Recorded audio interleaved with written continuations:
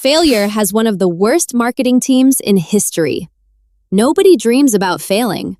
Nobody puts failure on their vision board. Nobody wakes up excited to make mistakes. Yet, if you study almost any successful person long enough, you'll find failure everywhere. Failed businesses, failed exams, failed ideas, failed projects, failed attempts. It's almost as if success and failure are secretly working together. And that's what makes this topic so interesting, because most people see failure as proof that something isn't working. Successful people often see failure as proof that they're learning something valuable. Haha, the same event, two completely different interpretations. And that difference can completely change a person's future. Hello, my amazing students, and welcome again to your channel. My name is Clara, and today we're going to explore why failure creates success, why mistakes are often necessary for growth, and why many of the people we admire today would never have succeeded if they had quit after their first failure. At the same time, you'll improve your English listening skills, English vocabulary, speaking confidence, and English fluency through this powerful life lesson. So let's begin.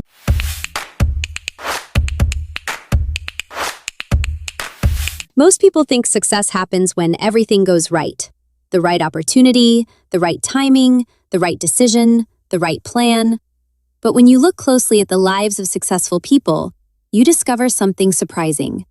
Their success was often built on things going wrong. And that's difficult for many people to accept, because failure feels like the opposite of success. Yet in reality, failure is often part of the process that creates success. Now think about how human beings learn. A baby learning to walk doesn't succeed on the first attempt. They fall, again and again and again. Nobody looks at that child and says, "Maybe walking isn't for you." That would sound ridiculous, because we understand that falling is part of learning. Yet when adults fail, they often tell themselves a completely different story. They fail once and immediately start questioning themselves. Maybe I'm not good enough. Maybe I'm not smart enough. Maybe this isn't for me. Maybe I should quit. And that's where many dreams quietly disappear. Not because failure happened, because failure was misunderstood. Now here's something fascinating. Failure contains information. Success often hides information. When things work perfectly, people rarely stop to ask why. But when things fail, the brain becomes curious. What went wrong? What can I improve? What should I change? What did I miss? And those questions create growth. That's why failure can become such a powerful teacher. It forces reflection. Now let's connect this to English learning. Imagine two students. The first student never speaks because they're afraid of making mistakes. The second student speaks constantly, makes mistakes, gets corrected, learns, improves. At first, the first student appears safer. But 6 months later, who do you think speaks better English? Usually the second one. Not because they were more talented, because they were willing to fail. And every mistake became feedback. That's one of the biggest secrets of improvement. Feedback creates progress. Perfection creates stagnation. Now here's something many people don't realize. Failure and success are not opposites. Quitting and success are opposites. Failure is often just a stage, a lesson, a piece of information, a stepping stone. The journey continues unless you decide to stop. Now imagine someone trying to start a business. The first idea fails, the second idea fails, the third idea struggles. Most people see 3 failures, but the entrepreneur sees 3 lessons, 3 sources of experience, 3 opportunities to improve, and eventually, all those lessons combine into something valuable. Now here's another interesting truth. People often admire confidence, but confidence is rarely built through easy victories. Confidence is usually built through surviving difficulties, through facing setbacks, through discovering that failure wasn't the end. Because every time you recover from failure, your brain learns something important. I can handle this. And that belief becomes strength. Now think about your own life. Some of your biggest lessons probably didn't come from your easiest moments. They came from challenges, mistakes, disappointments, situations that forced you to grow. At the time, Those experiences felt painful, but later, they became valuable. That's the strange thing about failure. Its value is often invisible in the moment. You only understand the lesson later. Now here's a powerful idea. Every successful person has a collection of failures behind their success. The difference is that most people only see the final chapter. They see the achievement, the result, the victory. They don't see the hundreds of mistakes that made it possible.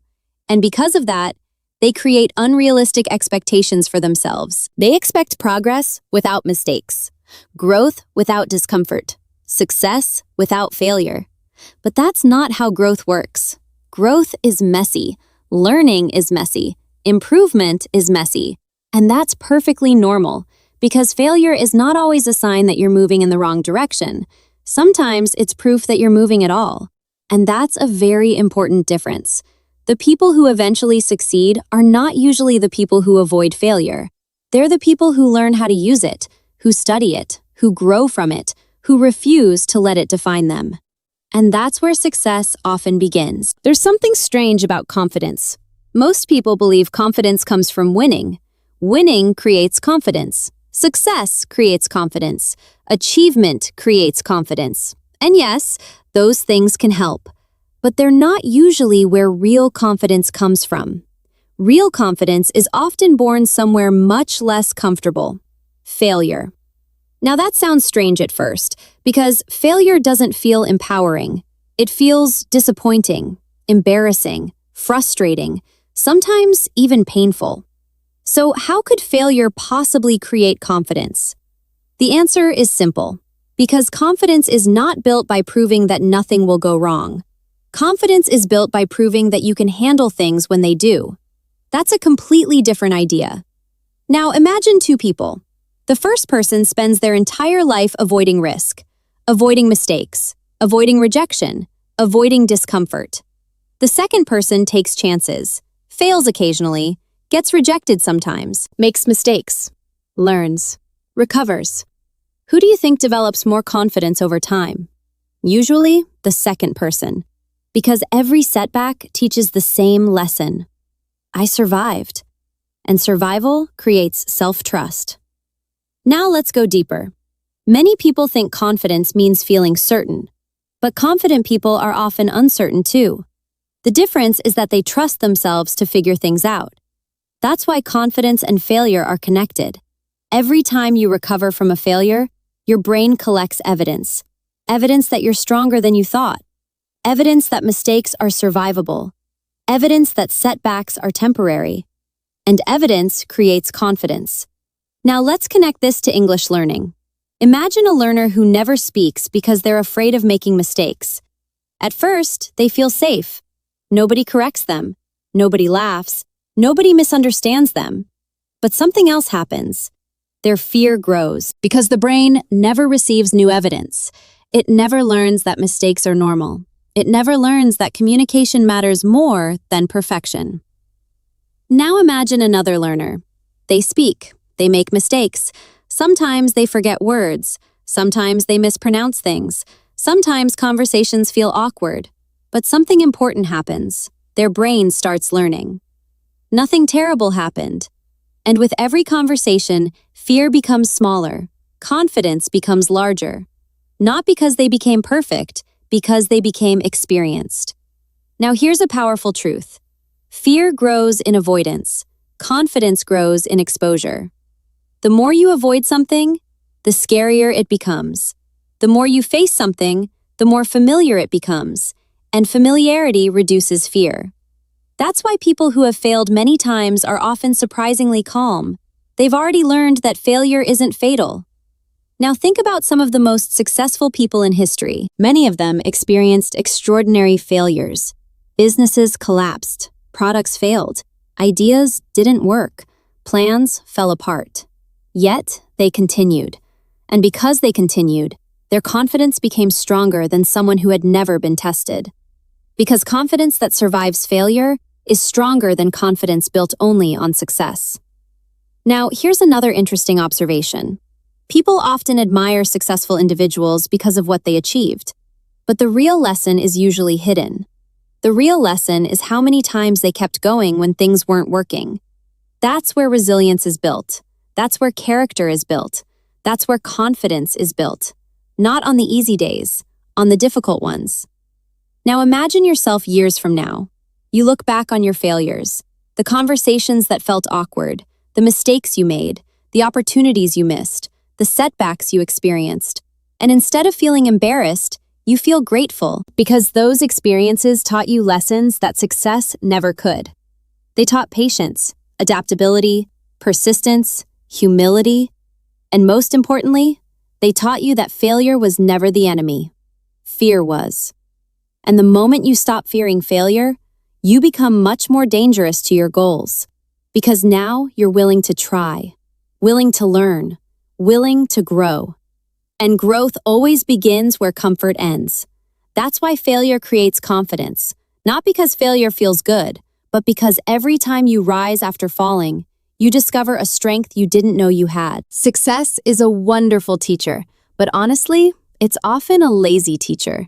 When things go well, people rarely stop to investigate why.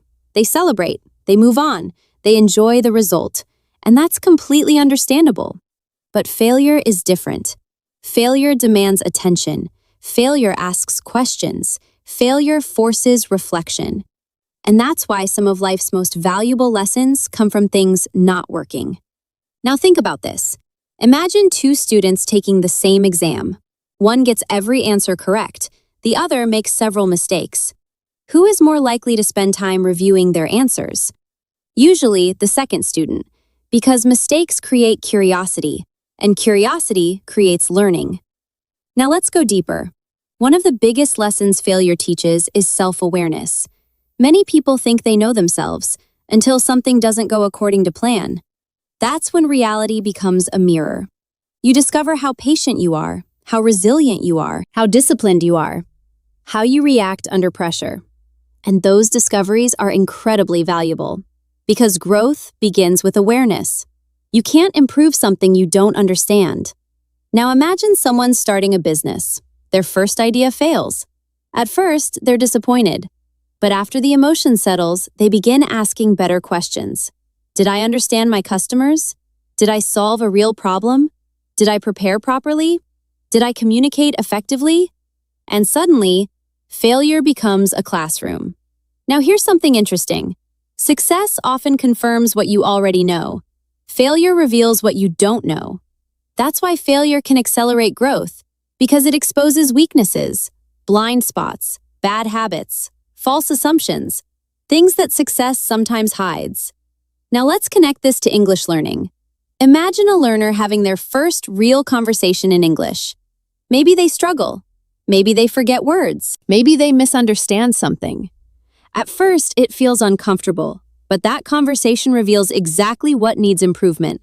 Pronunciation, vocabulary, listening skills, confidence, and because of that awareness, future progress becomes easier. The mistake becomes useful. Now here's a powerful truth. Every expert was once a beginner making mistakes. Every fluent speaker was once confused. Every successful entrepreneur was once inexperienced. Every skilled professional was once learning through trial and error. The difference is that they treated mistakes as information, not as identity. That's important, because failure tells you what happened. It does not tell you who you are. Yet many people confuse the two. They fail at something and immediately think, I am a failure. But those are completely different statements. One describes an event, the other describes an identity, and confusing them can be dangerous. Now imagine a scientist conducting experiments. They don't expect every experiment to work. In fact, failed experiments are part of the process. Every result provides information. Every result helps them understand reality better. Life works the same way. The people who grow the fastest are often the people who treat failure like data, not drama, data. Something to study, something to learn from, something to use. Now, here's another lesson success rarely teaches: humility. Failure reminds us that there is always more to learn, always more to improve, always another level of growth available. And humility keeps people learning. The moment people believe they know everything, growth slows down. Now imagine yourself years from now. You look back at the mistakes that once frustrated you, the failures that once disappointed you, the setbacks that once felt unfair, and suddenly you realize something. Many of those moments became turning points, not because they felt good, because they taught lessons you couldn't have learned any other way. Lessons about patience, persistence, adaptability, character, and self-awareness. The kind of lessons that stay with you for life. That's why failure can be such a powerful teacher, not because it feels pleasant, but because it reveals truths that success often hides.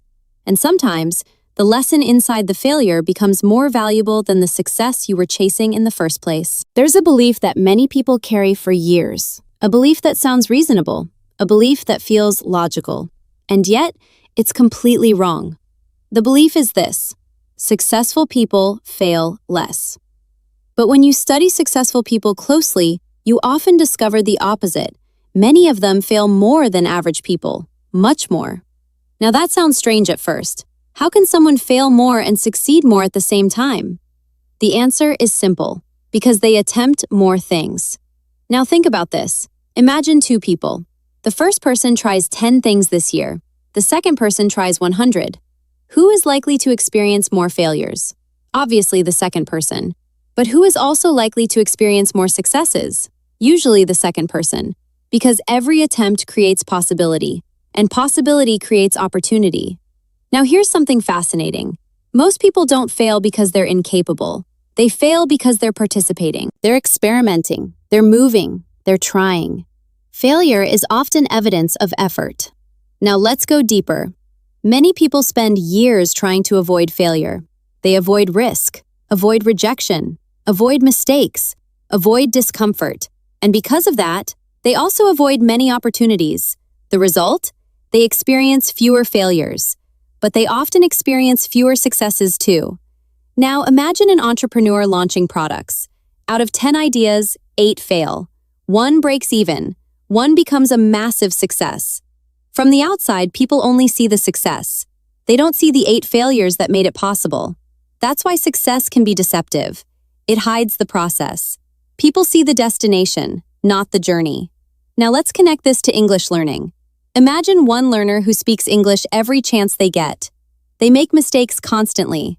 They forget words, mispronounce things, feel embarrassed sometimes. Now imagine another learner who stays silent, avoids mistakes, avoids discomfort, avoids failure. After a year, which learner has improved more? Usually the first one, because growth belongs to participants, not observers. Now here's a powerful realization. The most successful people are often willing to look inexperienced longer than everyone else. They're willing to be beginners, willing to make mistakes, willing to fail publicly, because they understand something important. Temporary embarrassment is cheaper than permanent regret, and that's a mindset that changes lives. Now here's another interesting truth. Every failure increases experience. Every experience improves judgment. Every improvement increases the chances of future success. So even when failure looks like a loss, it often creates hidden value, value that becomes visible later. Now imagine someone learning to play the piano. The first attempts sound terrible. The hands move awkwardly. The rhythm is inconsistent. Mistakes happen constantly, but every mistake teaches something. Every attempt builds skill, and eventually, those awkward beginnings become music. Life works the same way. The failures often disappear. The lessons remain. Now let's go deeper psychologically. People who succeed often develop a healthier relationship with failure. They stop seeing it as a verdict.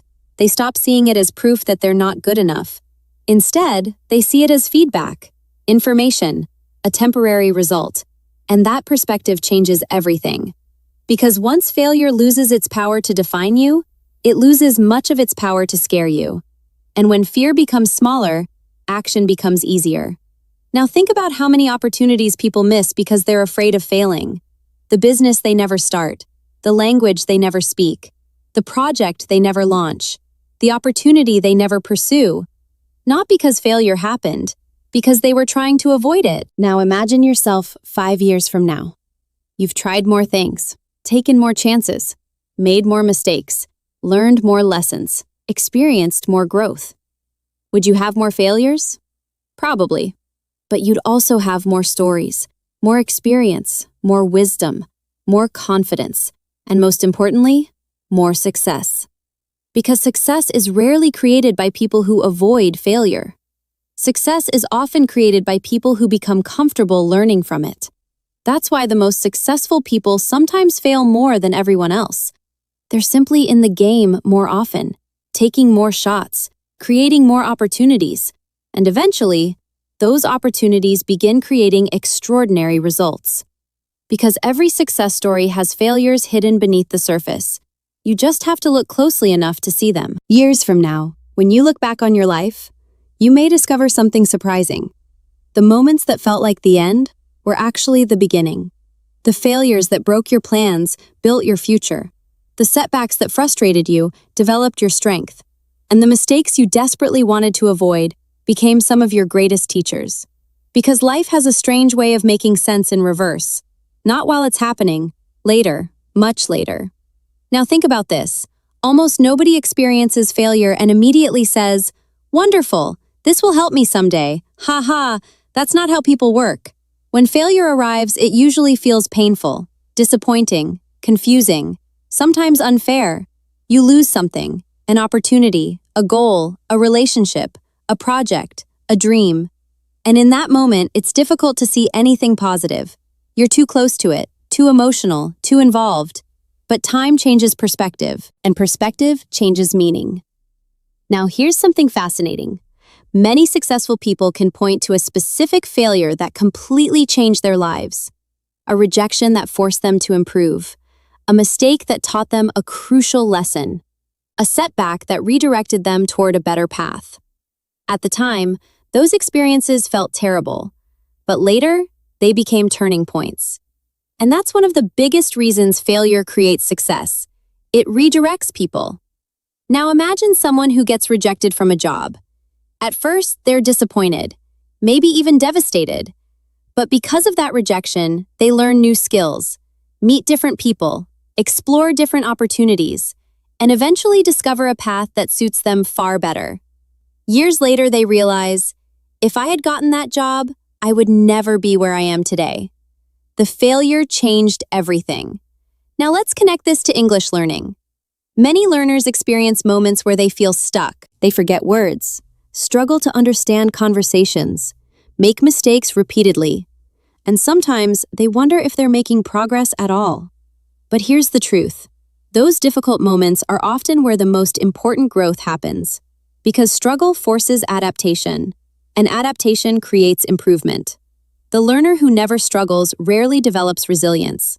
The learner who pushes through difficulties becomes stronger. Now here's another powerful idea. Failure doesn't only change your skills, it changes your character. It teaches patience, humility, persistence, adaptability, self-awareness. And those qualities become valuable in every area of life, not just the area where the failure happened. That's why failure often creates benefits that extend far beyond the original situation. Now think about confidence one last time. True confidence is not believing you'll never fail. True confidence is knowing you'll survive if you do. And that kind of confidence can only be earned through experience, through setbacks, through recovery, through continuing when quitting would be easier. Now imagine yourself 10 years from now. You look back at your journey, the mistakes, the failures, the embarrassing moments, the setbacks, the things that once kept you awake at night. And suddenly, you see them differently. Not as disasters, not as proof that you weren't capable, but as chapters. Necessary chapters, important chapters, chapters that helped create the person you've become. Because every challenge left something behind, a lesson, a skill, a perspective, a strength. And over time, those small lessons accumulated. They shaped your mindset, your habits, your confidence, your future. Now here's the deeper truth. Most people want success without failure, growth without discomfort, progress without mistakes. But life rarely works that way. The strongest trees grow through storms. The strongest people grow through challenges. And the strongest confidence grows through setbacks. That's why failure should never be the thing you fear most. The greater danger is refusing to try, refusing to learn, refusing to grow. Because failure can teach you, failure can strengthen you, failure can redirect you, but quitting teaches nothing. So the next time something doesn't work out, remember this. You may be standing inside a lesson that won't make sense until years from now. A lesson that feels painful today, but becomes valuable tomorrow. And maybe, just maybe, the failure you're experiencing right now is not blocking your success. Maybe it's quietly building it.